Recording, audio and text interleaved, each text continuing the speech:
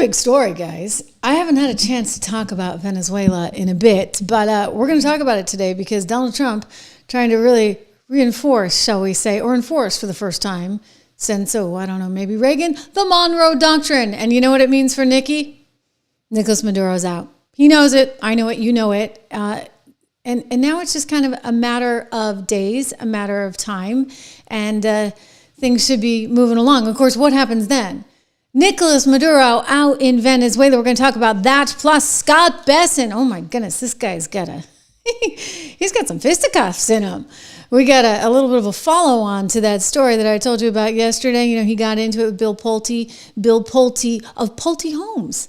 You know, the Pulte family. Anyway, Pulte is head of HFHA, and, apparently they're not getting along. Also, Bessent choosing to fire one of Lois Lerner. Remember that name? IRS, Obama's lackeys. She's out. So that's kind of a big deal. Oh, and we're going to talk about Karen Bass because Karen Bass, the LA mayor, is completely losing it. I don't know what she's trying to insinuate right now because she says she's not going to follow the law of the land. The Supreme Court ruled. Hey, guess what? They can actually see if you speak Spanish in LA right now as they try and figure out who's legal, who is not. But I digress. We got to get to the big story here. Welcome to the show, everyone. I am Trish Regan. It's the Trish Regan Show. Make sure you subscribe, share, like, all that stuff because we're nearly 1 million subs strong. Isn't that incredible? It's pretty incredible. I got to say it's incredible. You know how I know it's so incredible? We just started this channel a couple of years ago every day, and it's thanks to you guys and hopefully a little bit of me that we've been able to build it. I will say this. I know Venezuela inside and out. I have a ton of sources on all sides. And what I'm telling you right now is Maduro knows. The handwriting is on the wall. You know, he had a good long game there. He lasted a while. Don't forget Hugo Chavez coming into power. Gosh, I was a young analyst at Goldman Sachs. I remember this well. Maybe around 1999, and we all thought, okay, we really needed to worry about Brazil and the guy that was taking over there because he was a complete commie, right? He had run the union and everything. Well, he still is, but he did okay for a while in Brazil. It was the Chavismo movement that was such a problem and such a tragedy, if you would, for Venezuela. That was carried on after Hugo Chavez's death by none other than Nicolás Maduro.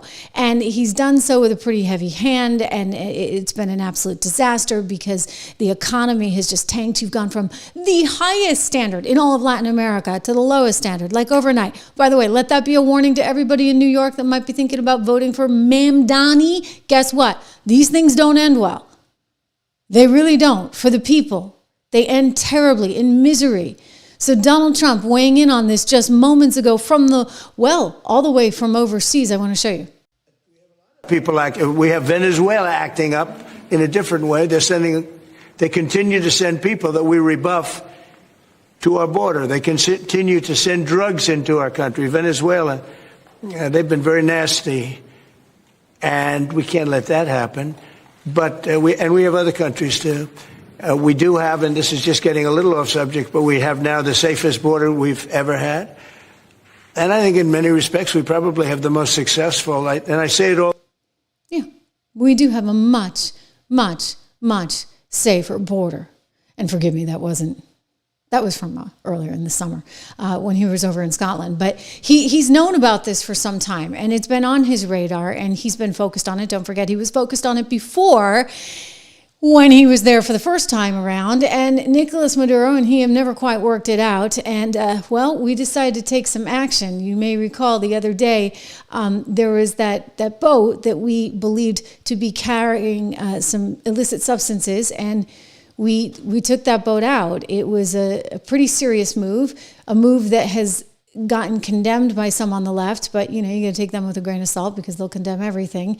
And the idea here is that you're just not going to allow drug trafficking into the United States. The Department of War, that's what it's now called. They went back to the original name. The Department of War issuing a statement the day before it became the Department of War, as Department of Defense, DOD, saying today 2 Maduro regime military aircraft flew near a U.S. Navy vessel in international waters. This highly provocative move is designed to interfere with our counter-narco-terroring operations, and the cartel is running Venezuela is very strongly advised not to pursue any further effort to obstruct, deter, or interfere with our operations there to counter all of this. So they're a little upset in Venezuela. You know, they said they're coming for Pete Hegseth, the Secretary of War. Watch out, they're onto you. Look out, Pete Hegseth. The Venezuelan Navy is coming for you. Alistándose por la defensa de la paz y la soberanía. Aquí vamos. Compadre, aquí el motor. Mira ya la Fuerza Armada. Nuestra Fuerza Armada siempre acompañándonos. William. Okay. Sorry, I had to have a little fun, right? We need a little levity because it actually is a really serious situation. You've got 8 warships now heading to the Caribbean, a nuclear attack submarine. You've got a surveillance aircraft. They've all moved into the southern Caribbean. As Donald Trump promises to take on Venezuela and to take on TDA and to prevent all the bad stuff from coming up into the United States of America. Now, Nicolás Maduro is like, okay, what do I do? So he's come back saying, okay, I'm starting my own DEA effectively in Venezuela. So trying to show some good faith. The problem for him is, he's got Marco Rubio now as Secretary of State. Okay, so that's kind of a big problem for Nicolás Maduro. Those two have a little history. They go way, way back. I mean, remember when the electric grid went out in Venezuela and Maduro was blaming Rubio for that one? Not the case, but in other words, Rubio does actually want to see change there because he fundamentally believes it, right? I mean, he's from Florida, he's Cuban. They don't like communism and socialism and people trampling all over freedoms there in some parts of Florida, including the part that Rubio comes from. So this is becoming now a bigger and bigger issue with Pete Hegseth, of course, weighing in on the situation there on Fox the other morning. My former colleague, let's listen in. The only person that should be worried is Nicolás Maduro, who's running effectively as a kingpin of a narco state, not actually elected and indicted for $50 million by the United States. And we know he's involved in the types of drug running that has affected the American people directly. So China and other countries are going to say certain things, and that's their prerogative. What we have there in the Caribbean is a clear demonstration of military might. President Trump has shown, whether it's the southwest border, whether it's the Houthis in freedom of navigation, whether it's Midnight Hammer in Iran, that the precise application of American power can have incredible impacts and reshape dynamics around the world and in the region. So Nicolás Maduro, as he considers whether or not he wants to continue to be a narco trafficker, has some decisions to make, and that's all I'll say about that. That's all you need to say. Again, along with 8 warships, a nuclear attack submarine, surveillance aircraft, all being moved into the southern Caribbean as we speak, I'd say you're saying a lot, right? Okay, so you're saying a lot. The question is this really a war on drugs or is it about something else? I'm going to tell you, because you know I'm a realist and I'm always going to level with you. This is about more than let's just counter and by the way, that's a real issue, right? But Mexico, Colombia, they're all involved in it. So why are you singling out Venezuela? You know why you're singling out Venezuela? One, because of the communism dictatorship, right? That is awful for people to live under. And 2, because, all right, we're realists here on the Trish Regan Show. They get a lot of oil. They got so much oil. I've been to this particular region, the Orinoco region, heavy, heavy, heavy oil, but we got the technology, right, to get it out of the ground. They got all this oil there. So that makes them so much more interesting and compelling in terms of, let's be honest, where do we pick our battles? We got a lot of oil sitting right there in the backyard, like 3 hours from Miami, and we can't get at it because you got somebody in the way. And I thought for a moment like he was going to get out of the way and he was going to let U.S. energy companies in and we were going to have access to all this stuff. It would make us less dependent on the Saudis. We could diversify a little bit. It is right here in our hemisphere, but that wasn't the case. So now we are making it known that there needs to be a change. And Marco has made this extremely clear, and people want it. It's turned in by one of his close allies around him. Or what if he decides to negotiate his exit? Then what? Will this woman hear your name? Maria Teresa Morin. Maria Teresa represents the opposition party in Venezuela, Maria Corina Machado. And so tell us what you think will happen if he steps down. First of all, I think justice, the liberation of all the political prisoners in Venezuela, the transition to a democratic government, no more human trafficking, no more poisoning the people of America, especially the young people. No more smuggling arms smuggling. It's going to start a new era for all Latin America, and not only for Venezuela. I think it could mean the liberation also of the region, Cuba, Nicaragua, Bolivia. So I think... Yes, a lot of people here saying they expect a domino effect if Venezuela goes down. Back. That's just great. So that's Rachel Duffy, wonderful woman, one of my former colleagues as well. I have a lot of those. I worked at a few networks along the way. Okay, so Rachel, who I do believe speaks Spanish as well, is talking to people about what it actually means. And I can tell you that there's a lot of people in the opposition, a lot of different factions in the opposition, but overwhelmingly, they want this freedom. They want to return to the days when they actually had freedom and capitalism and a chance to be something in Venezuela. You don't have that anymore. Again, New York City, for goodness sakes, take note with this Mamdani idiot trying to run for mayor. Meanwhile, okay, Maduro's out there saying, no. They just want to make me into the bad guy. For some reason, I'm the bad guy. That's all this is about. He's not entirely wrong, right? Every good story needs a good villain, and Mr. Maduro, for whatever reason, you seem to fit the bill. Se renovó la presidencia de la República, se renovaron las 24 gobernaciones con voto popular, se renovaron las 335 alcaldías con voto popular, se eligió una nueva Asamblea Nacional para el periodo 2026-2030.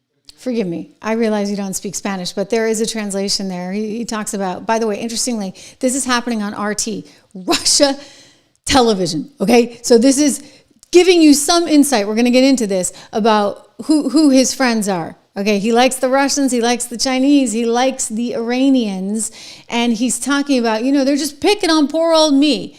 Because I seem to fit this idea. They get to, they can't say Maduro has weapons, he's complaining to Russia, or say about me what they said about, let's continue on here, probably about some of those, really bad guys out there. So they bring up these stories, Hollywood style, where Maduro is the bad guy. And then they are going to be the good guys in the movie, and that's how it's all being told. Well, we all know it's a little more complicated than that, right? To be fair to Mr. Maduro, a little more complicated. However, there are political prisoners there in Venezuela.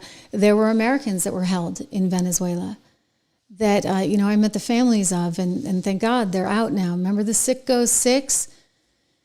They were Sicko employees, and they picked them up. I mean, this is not a good place, and we don't have a good relationship with them. And there were sanctions, etc., put in place.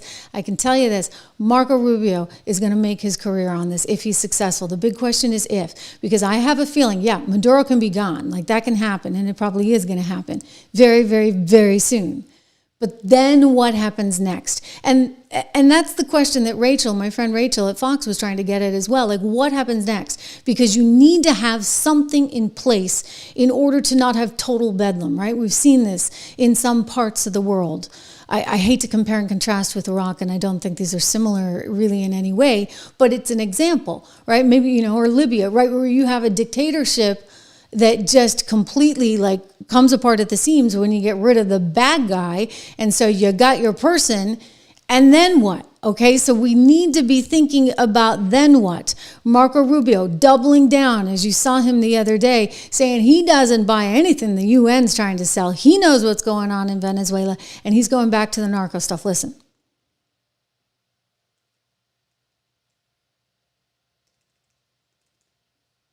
Oh, we can't hear it, can we? Hang on. Woohoo! I got it. I don't care what the UN says. The UN doesn't know what they're talking about. Maduro is indicted by a grand jury in the Southern District of New York. That means the Southern District of New York presented the evidence to a grand jury, and a grand jury indicted him. And then a superseding indictment came out that was unsealed about 1.5 years ago that specifically detailed Maduro's actions. So number one, let there be no doubt, Nicolás Maduro is an indicted drug trafficker in the United States, and he's a fugitive of American justice. And he's got the Department of War now after him, because he thought it might be a good idea to send a couple of aircraft to try and goose the guys on the naval ships. That was not a good move. You do not provoke the beast, for goodness sakes. I mean, come on. Like, do I have to show you my funny naval video again? I won't do that. But the point is, guys, like, come on. I mean, it's over, all right? So let's just plan the best thing for the country and for you and for the people, if you care about the people. I mean, apparently he just doesn't want to leave. He's been offered opportunities to leave. You know, this has been an ongoing dialogue. In fact, I read an interesting piece by the guy who was running the policy down there. Let me see if I can show this to you, because he's got some suggestions. And basically his suggestion is, get out while you can, buddy, because you may not have this thing end so well. This is written by Elliot Abrams. Remember Elliot Abrams? He was running basically the Latin American Venezuela policy for Donald Trump in the first go around. And Elliot Abrams has a history. He was involved in some of the discussions with Noriega, and he knows a lot about this region. Of course, let me just get this front and center because I want to talk to you about this. And so we want this guy out. And I think Donald Trump these days, he gets what he wants, right? He gets what he wants. So let's think about how this would actually run.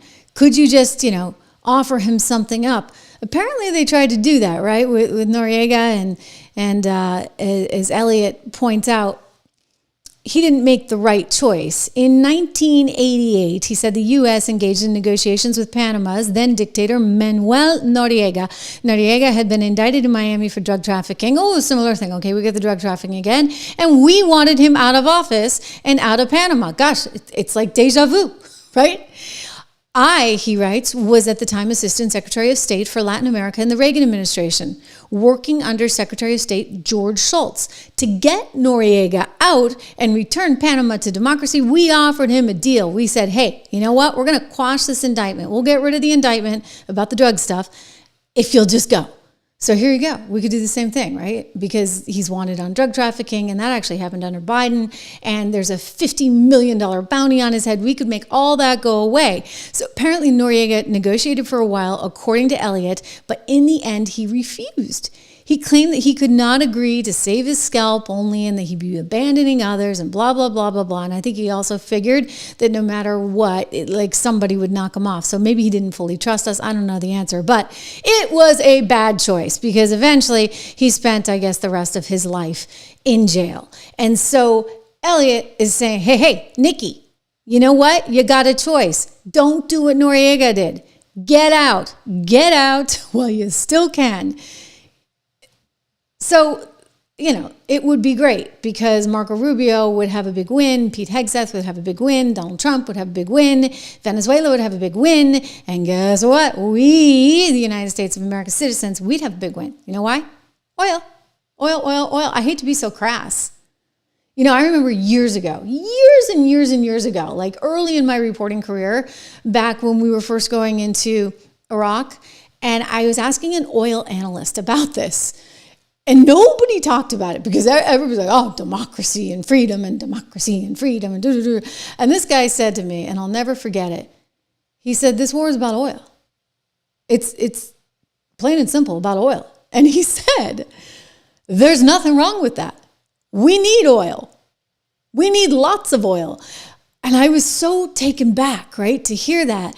And it hit me. It was like, okay, yeah, this is the way the real world works, right? So in light of that, and because I'm always going to level with you and tell you how the real world works, yeah, we can talk about democracy and freedom, and it would be great for all the people there. That's like an added benefit, right, to be able to have a shot at something better. But this is why we care. Okay, the map I just put on the screen. This is why we care. It's called the Orinoco region. It's in Venezuela. It's the big special part of it. I highlighted in blue. Excuse my scribble. It's a little, I used one of those highlighter things. But anyway, that's the Orinoco region. We care about that. We used to have oil operations there until Chavez kicked everyone out because all those gringos were stealing our oil. Well, guess what? He can't do anything with the oil. Maduro can't do anything with the oil because these guys are clueless and they don't have the technology. And so consequently, the people are suffering.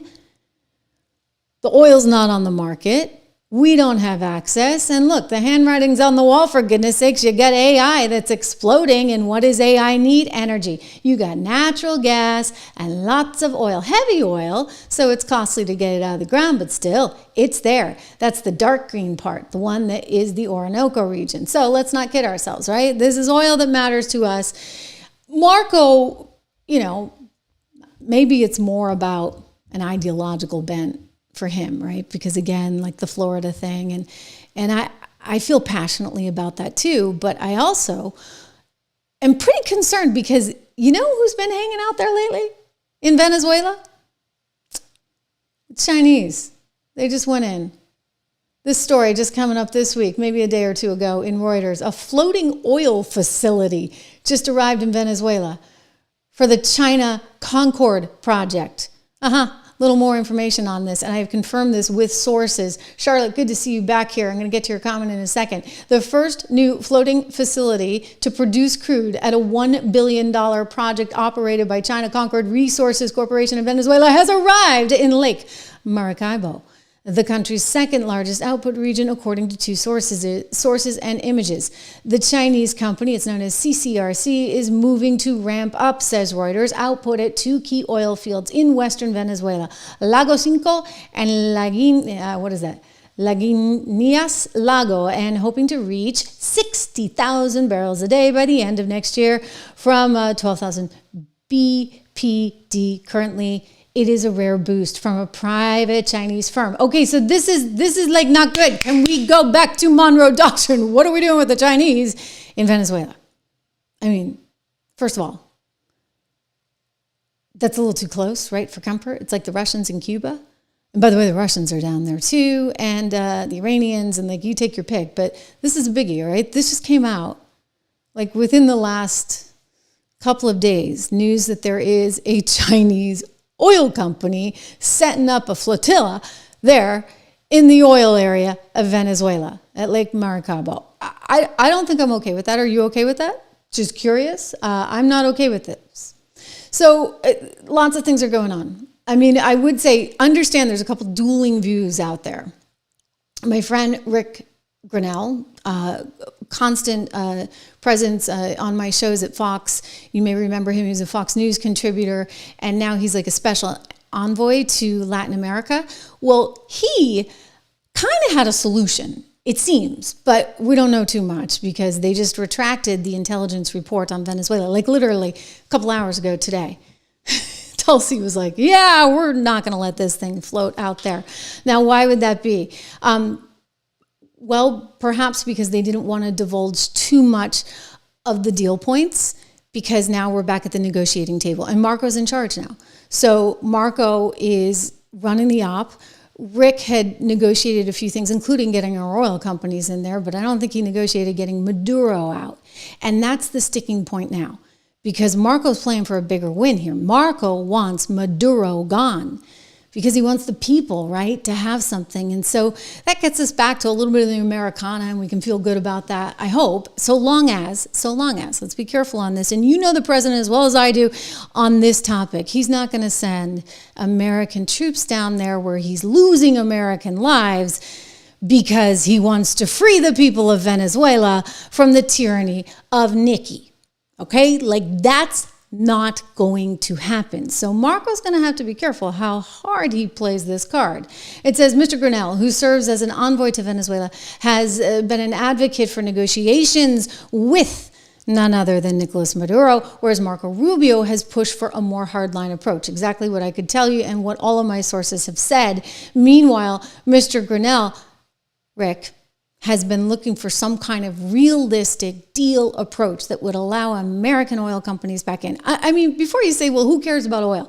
Let me just remind you that all of this AI stuff going on takes a lot of energy and a lot of nat gas and a lot of oil. And so that's why you want it, okay? We still need to be supreme. We want to drill, baby, drill all we can right here in the good old US of A. And then, you know, when you've got Canada there and you got Venezuela there, I'd be looking at all my ducks in a row, literally, up and down. I think I wrote a paper in college, like way back when.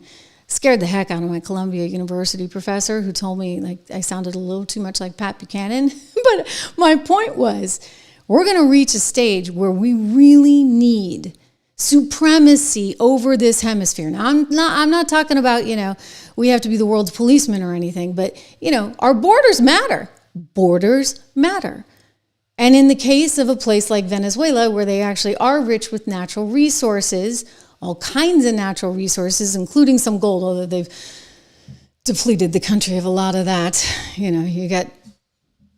You got communists in charge. What do you expect? The oil is a real thing. You also have a large population that at one point was pretty decently educated. Obviously, that has changed significantly, that once enjoyed a fairly decent standard of living, and that also is simpatico with us, at least, in terms of the Western culture, religion, etc. A lot of Catholics there. So lots of reasons, right, for us to want to have a good relationship and us to want to have some of that oil. So we want to be careful of these dueling views, because here's what I'm going to tell you. The President of the United States, you know what he cares about? Results. So he wants results, and he does not want to risk any American lives.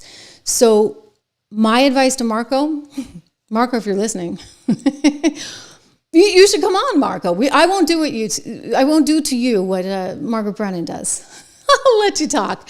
But my advice would be, think this one through, do it, but think it through and know what the next steps are. Who's going to take over next? Are you going to hold elections? Can we say maybe negotiate some decent exit path for Maduro, because, the guy's like kicking and screaming, doesn't want to go, could create quite a bit of trouble.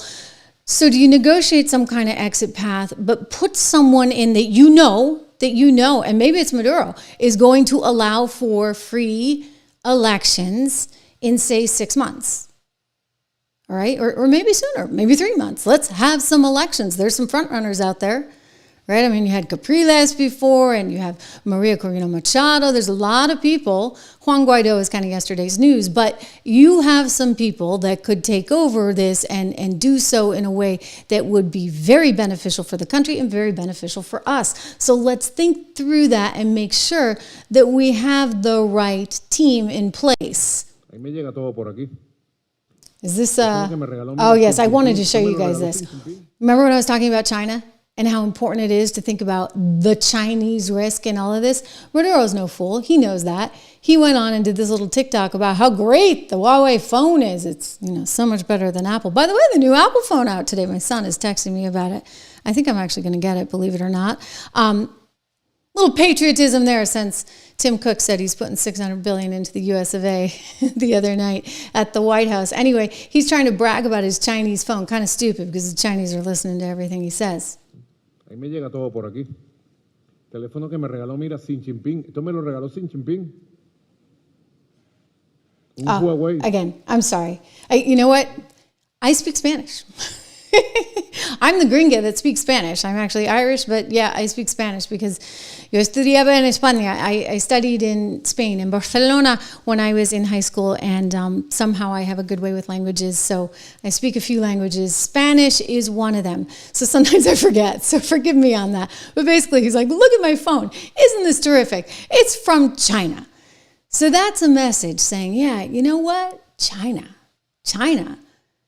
investing in us. China's taking our oil and we're somehow giving it to them, right? Did you hear that, US of A? So it's complicated. This is a long-winded way of saying, you know what, Maduro, his days are up, and we need to be smart.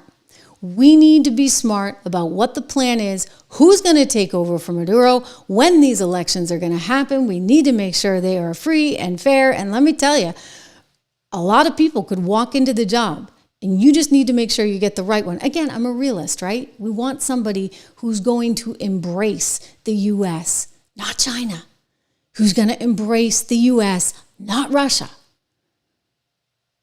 It's important. It's an important inflection in this particular moment in time. So, Nick, we wish you all the best. I don't think you're going to get to stay on. I think you know that. I know that. Everybody knows that. So, negotiate an exit strategy. And Marco, get a good plan together. We need it.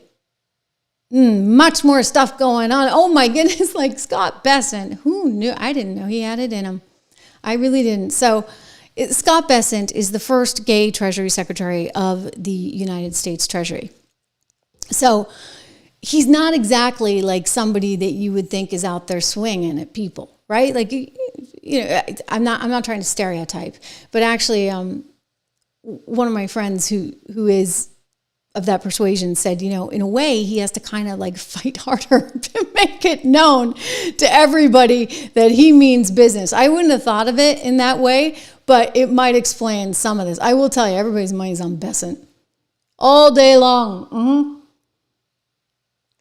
I mean, I admire Pulte for having the you-know-what to go after the likes of Letitia James, but in terms of seriousness of character, Bessent's like the real deal. I mean, for better or for worse, he took down the Bank of England, okay? Like, he's really smart when it comes to finance. And so apparently, according to the New York Post, and then this has been reported out more so today, it all happened at this club, a club that's owned by Don Jr. and Malik Omar, who is his business partner in this venture. There's this club in D.C. that I guess all the conservatives go to. Not like a club, like a nightclub, like a gentleman's club that has women too, okay? So they're both there. And apparently he went up to him and he screamed at him because he thinks that Pulte, and Pulte may have been, talking smack to Trump about Bessent. He said, I'm going to punch you in your effing face. So there's this guy, I mean, like Bessent's like 6'2" or something.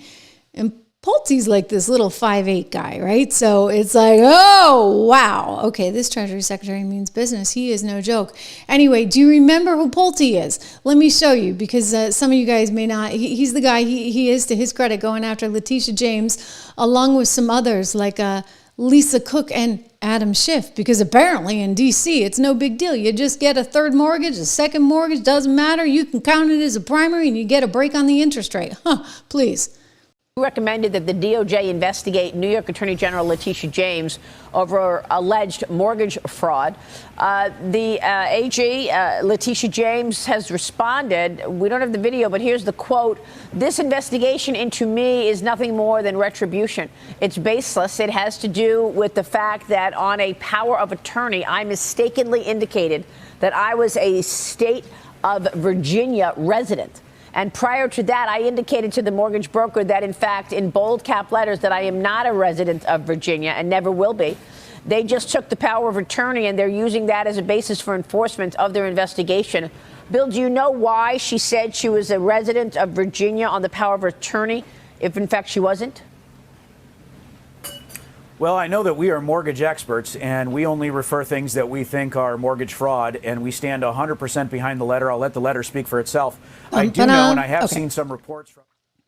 I just wanted to remind you about who Bill Pulte was, because, he's not like a name brand yet. That's the criticism. According to the New York Post, a lot of people in the White House feel like he's overly aggressive in terms of his hunt for media attention. I don't know about that. I think the media is calling. Like, the minute you start coming out with these mortgage allegations against the likes of Schiff and Letitia James, I do think that there's a fair chance the media is going to call and ask you to come on TV and explain it all. So that's partly what's going on. The other thing, though, is that, apparently Bessent just can't stand him. Oh, this is another story I want to tell you, because he's firing a lady that used to work for Lois Lerner. Do you guys remember Lois Lerner? It's really, he's not messing around. He's really making his opinions known. Don't forget, he was actually the guy who took on Elon Musk. Remember when Elon Musk had that black eye and we all thought it was because what Elon said, which was that he got into a tussle with X? Well, apparently it may have been a little bit more than that. Now, I do not know if it was actually Bessent slugging him, but I'm going to tell you this, it could have been. I mean, really, it could have been. It absolutely could have been, because apparently he's got a propensity for these things. According to the New York Post again, the New York Post reports that he actually did sort of side check Elon Musk. They were having some quarrels over the time regarding IRS stuff. But anyway, again, back to Pulte versus Bessent. Who's your money on? Who's your money on? apparently Bessent, who's 63, by the way, and Pulte's just 37, he threatened to beat him up because he's been trash talking him. He lashed out at Pulte saying, quote, "Why the F are you talking to the president about me? F you." Trump's going to love this. I mean, when did the Treasury Department inspire like such interest? You know what they say. Yeah, well, I think he would say, he'd welcome these headlines. I don't think he's going to have a problem. And he goes on to say, "I'm going to punch you in your effing face." Bessent saying this to little Pulte. And apparently Pulte's response was not entirely clear. I'm sure he was in a state of shock. I'm sure he's not used to getting quite called out like that. I'm still a little surprised because, again, in the finance world, that doesn't really happen. But I think that Bessent's kind of realizing, these people in Washington, D.C., they can be kind of swarmy, even when they're Republicans. So, apparently the nickname, this is the ticker tape, if you would, for the Scott Bessent versus Bill Pulte scandal. Bessent is called the tariff sheriff, and Pulte is the house hunter. Get it? Because, he's looking for who has a second or third home and maybe has a primary mortgage. Bessent's 63. Little Pulte is 37.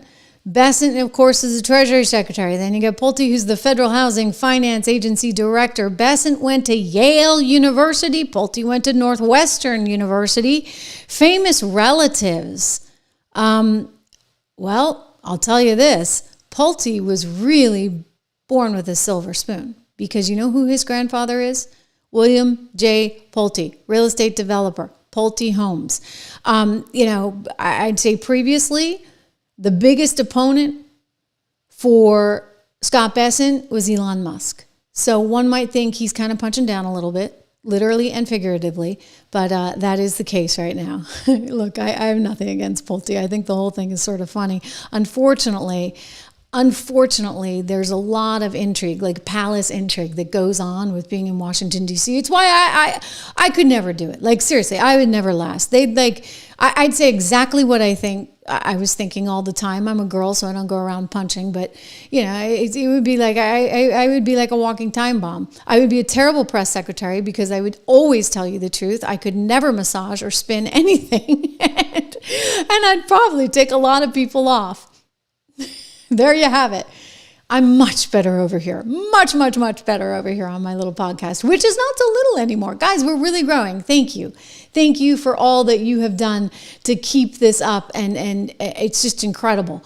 Scott Bessent recommended that the DOJ investigate New York Attorney General Letitia James. It's a live show. What can we say? That was a mistake. Scott Bessent is firing the Lois Lerner aide at the IRS. Do you guys remember Lois Lerner? Can I take you back in history to the Obama days? I know it was like a bad nightmare, but this woman was caught reportedly going after conservatives. Now, why wouldn't that surprise me? Really and truly, why wouldn't that surprise me in the Obama administration that they might want to go after Tea Party people, conservatives? Yeah, I mean, that would kind of gel with everything else, right? Including how they tried to take Trump down with this Obamagate thing that Tulsi Gabbard is bringing forth. It was such sunlight. It's amazing. Yeah, they tried to take the president down, but, that was later. Earlier on, Lois Lerner over at the IRS was involved in some controversy back in 2013 because it became public that the IRS had subjected certain nonprofit organizations, those that were Tea Party aligned groups, to extra scrutiny when they applied for their tax exempt status. And this triggered, of course, all kinds of accusations of the political bias and abuse of power. So she was supposed to testify before Congress. She took the Fifth Amendment. She never had to go to jail because, Obama said it was okay. But, you know, she's got her peeps still walking the halls of the IRS, including this lady, Holly Paz, who served as the IRS Commissioner of Large Business and the International Division. And she was just fired. Bessent said, see ya, you're fired, you're out. Now, it's unclear exactly why, as this particular Twitter account, I think this is Eric Doherty's Twitter account, who's definitely worth following, from Florida's Voice. He's writing how you need to get all the traitors out of the IRS. I mean, why do you want people that might have been of the persuasion of Lois Lerner, that was doing some really sketchy, skeptical things there? So again, Scott's getting rid of her, which is kind of an interesting thing. You know, he's flexing his might and his power, just as he did with this little NBC News reporter who doesn't seem to understand, ladies and gentlemen, the difference between, say, Jerome Powell, chairman of the Federal Reserve, and the FOMC, Federal Open Market Committee, that actually sets interest rates. So he had a little fun. You know, it's always fun when you're like knee deep in economics and business and you got these reporters that know nothing. You can tweak them. That's what he did. Bottom line, Mr. Secretary, will the Fed chair set interest rates, or will President Trump? The Fed chair doesn't set interest rates. The FOMC sets interest rates. So it is a board. Should President Trump have a say? And the President Trump is going to make his views known, just like President Biden did. President Biden, in the State of the Union, his last State of the Union, said he thought there was going to be an interest rate cut. Senator Warren called for a 75 basis interest rate cut this year. She did. But that was just funny. Because Kristen Welker has no idea what he's talking. She doesn't even know what the 75 basis points. I mean, I'm sorry. Like, you know, you wish like reporters were a little bit smarter, but the reality is they're just not. I think we've seen that over and over again. A lot of people aren't so smart, including a lot of the quote unquote smart money, right? Hey, you know what? I'm pretty smart. So is my colleague over at 76 Research. Check out our portfolios if you get a chance. 76research.com. This is my company that I started with him. And I got to tell you, as I was on the air, I just got a note from him. One of our picks, this is fantastic. Absolutely, positively fantastic. He's telling me that one of our picks is up, let me get this right, 359%. 359%. So we're going to put a note on that. You know what? You can go to 76research.com, type in code word dollar. We're going to put a note out on this today. So I think we're going to tell you the name and everything.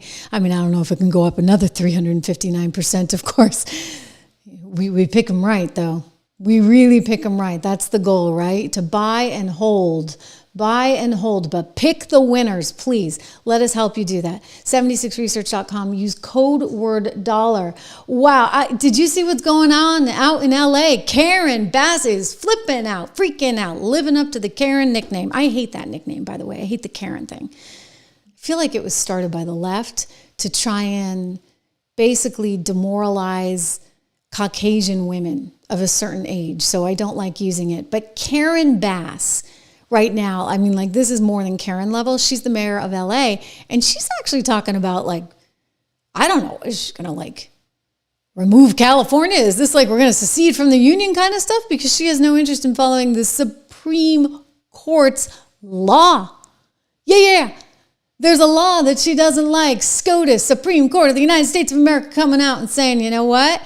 Donald Trump can resume his immigration stops in the Los Angeles area. And that means, guess what? They can listen for language, because if they hear you speaking Spanish and you don't speak any English, and maybe if you're in a certain, you know, particular job site or something, the court is allowing them to profile in that sense. Why? Oh, because Commerce Clause, Supremacy Clause, Foreign Affairs and Sovereignty Clause. I'm telling ya, this is the way it is, Karen Bass. You know, maybe take a little primer in the law, because if there's one thing the federal government has power over, it is who is in the country. We have power over the borders. That's the federal government all day long.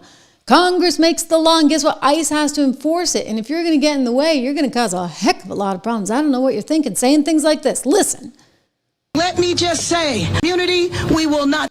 Let me just say, we will bring justice to this issue, to our community. We will not stand for this type of discrimination and racism. Thank you.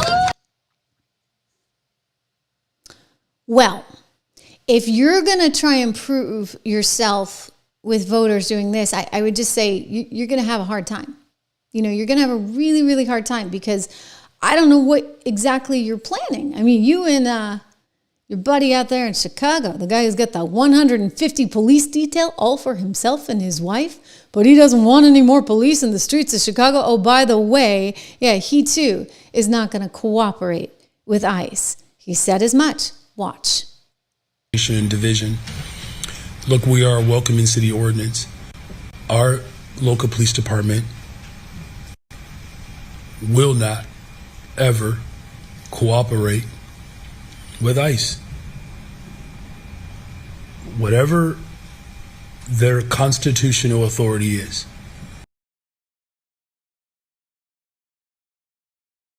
I'm like sort of dumbfounded by that. He said, we're not going to cooperate with ICE, whatever their constitutional authority is. So what is this, bedlam? Is this anarchy? And it certainly sounds like anarchy when the Supreme Court of the United States of America comes out and says, hey, guess what? You can do this. And these stops can move forward. And Karen Bass says, no way, Jose, no pun intended. When Brandon Johnson says, no way, it's not happening. We are not going to, under any circumstances, cooperate. When you get Kathy Hochul allegedly looking to see if anybody in upstate New York dared to cooperate with ICE on the local police forces, and she wants to penalize them for it. Well, I'm sorry. The law's the law, guys. Like, what are you doing? What are you trying to do? It kind of seems like they're trying to go off the reservation, so to speak, where they're just going to take the law into their own hands. And I'm going to just tell you, at that point, you're looking at some real problems. I mean, real problems, because you might as well just be your own country. California, good luck on that. I don't think you'd be able to survive 2 days as your own country because nobody actually wants to live there. Really and truly, nobody wants to live there. It's really kind of remarkable in many ways, and I'm stunned by how these lawmakers are just willing to say, to hell with you, right? It's the Supreme Court. There is no room there. There's no wiggle room there. They're trying to argue that this is effectively some kind of racial profiling, and the court's like, well, yeah. I mean, it is. Because the people that are here don't speak English. And since they don't speak English, well, we are going to pursue them. And if you don't cooperate, then I guess we can arrest you, Karen. Is that what happens? Is that where this goes? I mean, I would say that, you know, they can try and slow it down all they want. They can try and limit cooperation.